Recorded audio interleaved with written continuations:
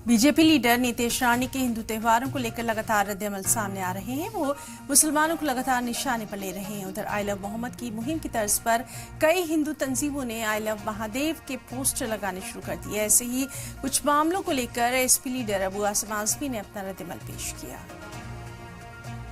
100% लड़ाई की साजिश ही है। जब भी कोई त्यौहार होता है हिंदू भाइयों का, वो लोग चाहे गणपति हो, चाहे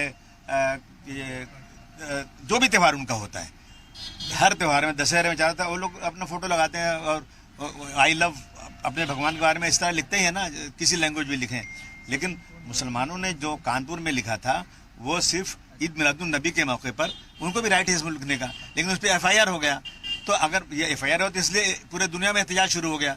लेकिन अभी कोई मना नहीं कर रहा है कि आप जो है हर हर महादेव लिखना है या जय कुछ भी लिखना है, हिंदू भाई लिखे आराम से। लेकिन ये कंपटीशन करने की जरूरत क्या है? यानी मुसलमान इस देश में रहे नहीं, मतलब ये क्या इसका मतलब है? मुसलमान अपना त्यौहार भी नहीं मनाए, मुसलमान अपने रसूल और अपने अल्लाह का नाम भी नहीं ले, मुसलमान मस्जिदों में नमाज भी नहीं पढ़े, हर मस्जिद के नीचे मंदिर दिखा देंगे।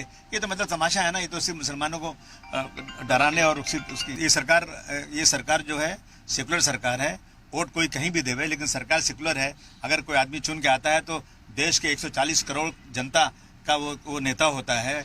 और इस तरह से संविधान की धज्जियां उड़ाने वाले के खिलाफ किसको कंप्लेन करें? CM साहब सुनते नहीं, वो कहता है हमको CM साहब का हमको पूरा सपोर्ट है। तो ये तो मतलब गलत चीजें हैं ना।